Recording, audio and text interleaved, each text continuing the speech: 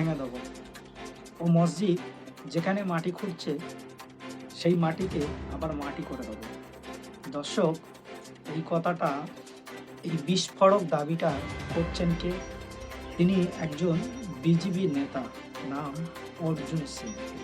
তিনি হুমায়ুনের বাবরি মসজিদ উদ্বোধন নিয়ে ডিজিটাল মিডিয়ার সদস্য প্রশ্ন করলে তিনি বলেন যে আমি বাবরি মসজিদ আমরা ভেঙে দেব, আর ওই মসজিদ যেমন ভিত খুলে করছে তেমন মাটির জায়গায় মাটিই হয়ে যাবে।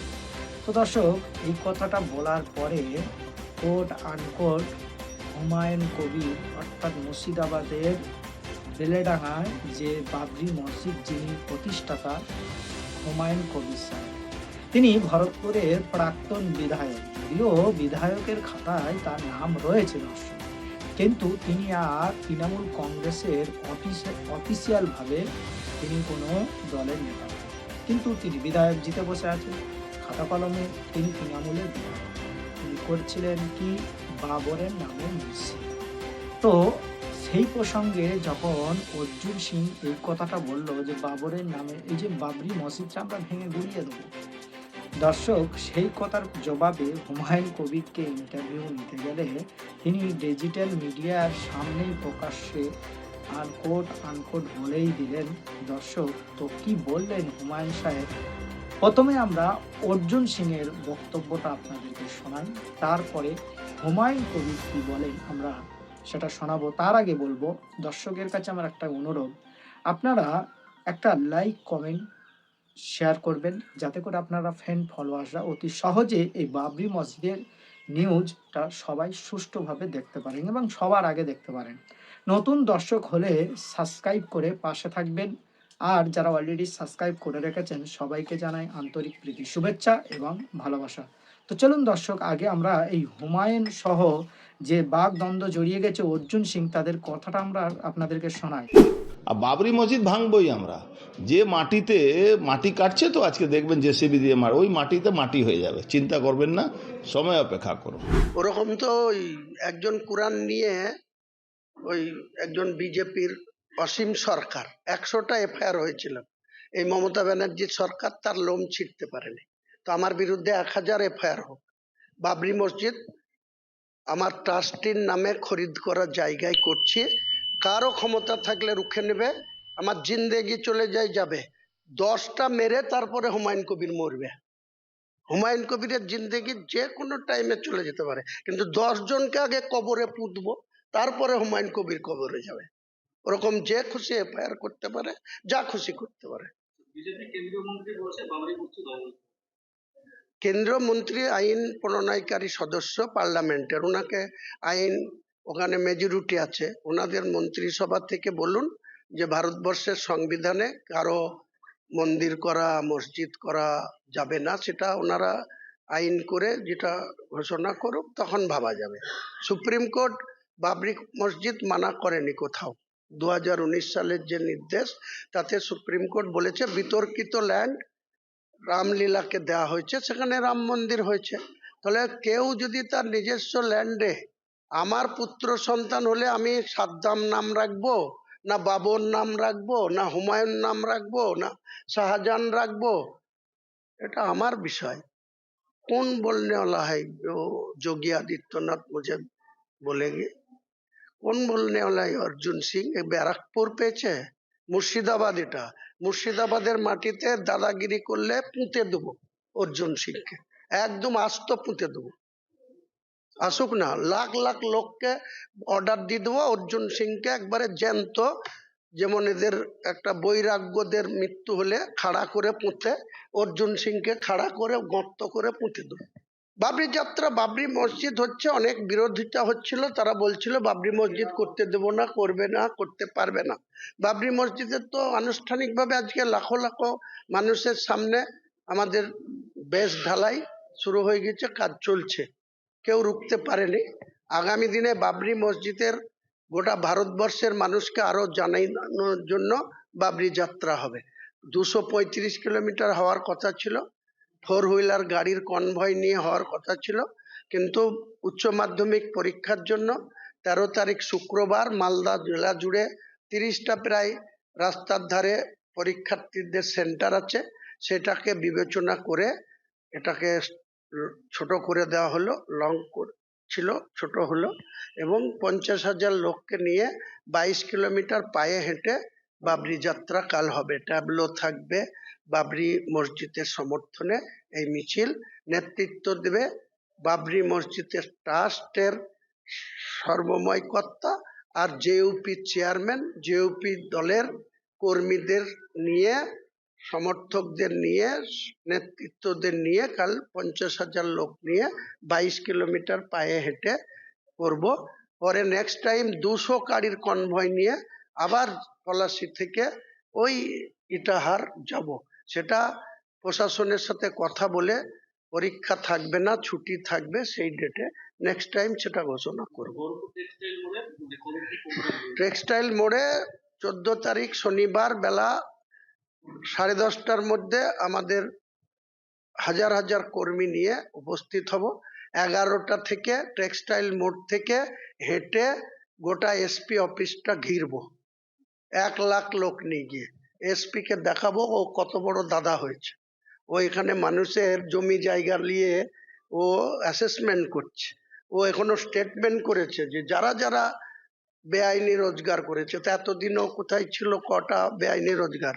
আমার যে সব মেয়ের নামে জমি জায়গা, এমন বাহাদুর পুলিশ অফিসার যেখানে বিল্ডিং আছে, কনস্ট্রাকশন আছে, সেই কনস্ট্রাকশনের ল্যান্ড ফ্রিজ করেনি, বিল্ডিং ফ্রিজ করছে। এই তো হচ্ছে এদের দক্ষতা, এই তো হচ্ছে এদের চামচাগিরি করা। তার কলার ধরে জবাব নেব 14 তারিখে, কলার ধরে। আর ওই অতনু দাস কি করে লালগোলার মুসলিমদের উপরে এত অত্যাচার করে, 50টা মুসলিম ফ্যামিলির লাইফ শেষ করেছে। 20 কোটি টাকা বেআইনি ভাবে ওই মাদক ব্যবসায়ীদের কাছ থেকে টাকা তুলেছে। তার বিরুদ্ধে মমতা ব্যানার্জি যতক্ষণ ব্যবস্থা না নেবে, পশ্চিম বাংলার এই মুর্শিদাবাদ জেলার আইন শৃঙ্খলা কোন জায়গায় পৌঁছাবে তার জন্য দায়ী মুখ্যমন্ত্রী থাকবে। কটা গুলি আছে চালাবে। আর আমাদের কত লোক আছে, বাংলার সকেটের তো কোনো আওয়াজ শুনেনি। যখন আমাদের উপরে গুলি আসবে, আমরাও বাংলার সকেট দিতে যখন চার্জ করতে বলবো, সেদিন বুঝে নেব কে কোথায় থাকে। হুমায়ুন কবির কোনো কিছুতে দমবে না। যতক্ষণ হুমায়ুন কবিরকে উপরওয়ালা না দমাবে, কোনো মতেই দমার পাত্র হুমায়ুন কবির না। উপরওয়ালা যেদিন মনে করবে হুমায়ুন কবিরকে ডেকে নেবে, স্বেচ্ছায় কবরে চলে যাবে, কোনো পরোয়া করে না। নেতা তিনি লেজ গুটিয়ে পালিয়ে যান। হ্যাঁ দর্শক, রাজ্যের করার মামলা সুমোটো মামলা হওয়ার কারণে আমরা দেখেছি গত বিধানসভার পরে যে লোকসভা ভোট হয়, সেই সময় অর্জুন সিং তিনি হেরে যাবার পরে পুলিশ যখন তার বাড়িতে তাকে তলব করতে যায়, তখন সেই নিউজটা সামাজিক যোগাযোগ মাধ্যমে ভাইরাল হয়। তিনি দার্জিলিং ছেড়ে নেপালে পালিয়ে যান। তো সেটা আবার পালিয়ে গিয়েছেন শুভেন্দু অধিকারীর পার্সোনাল কারণে। দর্শক, বলার বক্তব্য হচ্ছে সেই অর্জুন সিং তিনি হুমকি দিচ্ছে কি না বাবরি মসজিদ ভেঙে দেবেন। আচ্ছা, একটা প্রশ্ন দর্শক আপনাদেরকে করি। এই হুমায়ুন কবির তিনি যেমন বিতর্কিত আলোচনা এবং সমালোচনার মধ্যে ট্রেন্ডিংয়ে রয়েছেন, তিনি বাবরি মসজিদের আধিক্যতা দেখালেন, দল তাকে সাসপেন্ড করলেন এবং তিনি তৃণমূলের বিধায়ক এখনো পর্যন্ত রয়েছেন। অপরদিকে এই অর্জুন সিং যিনি বাবরি মসজিদ ভেঙে দেবেন বলছেন, তার কি পিছনের ব্যাকগ্রাউন্ড কি? তিনি কখনো তৃণমূল কংগ্রেসে, আবার কখনো তিনি বিজেপি। তো বিজেপি তিনি নেতা হয়েছিলেন, কিন্তু মানুষ তাকে সমর্থন করেনি। পশ্চিমবাংলার মানুষ তাকে হারিয়ে দিয়েছে। দর্শক, হারিয়ে দিয়েছে, কিন্তু তার শক্তি অনেক বেড়েছে। কেননা তিনি সাম্প্রদায়িক ইস্যুতে সবসময় কথা বলেন।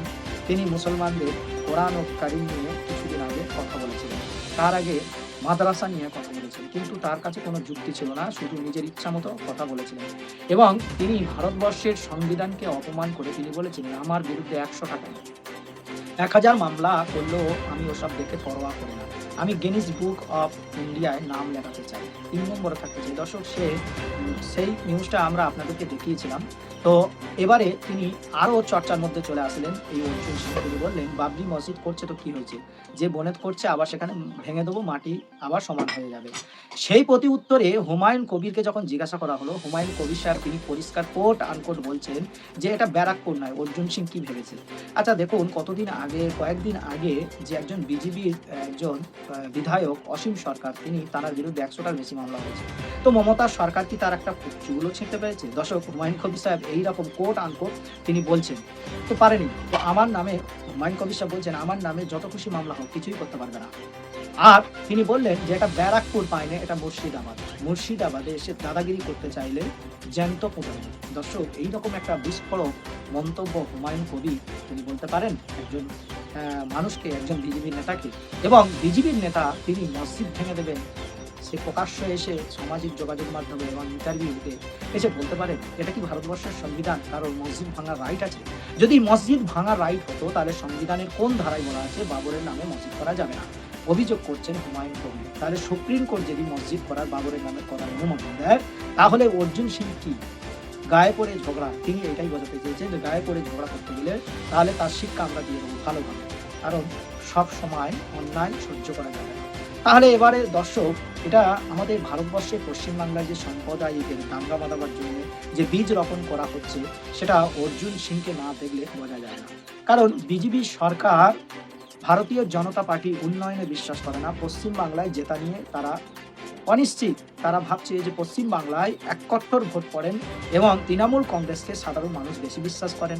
তাই বেশি বিশ্বাস করেন বলে তারা সংখ্যাগরিষ্ঠ নিয়ে তারা আপনার 2021 সালে বিধানসভা ভোটে 214টা সিট নিয়ে তৃণমূল কংগ্রেস মুখ্যমন্ত্রী বসেন।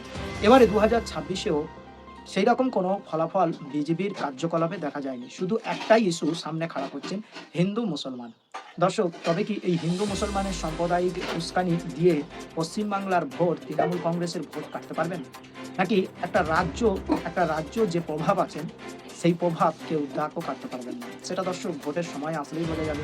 তবে একটা কথা, সাম্প্রদায়িক উস্কানি মূলত যে কথাগুলো হুমায়ুন কবির সাহেব বলছেন, তিনি বলছেন যে মসজিদ ভাঙতে আসলে তাকে জ্যান্ত পুঁতে হবে। এটাও সংবিধান সম্মত কথাবার্তা, এটা ব্যক্তিগত কথাবার্তা বলে মনে হয়। কিন্তু এটা দিয়ে দর্শক সাধারণ মানুষের খাওয়া হবে না।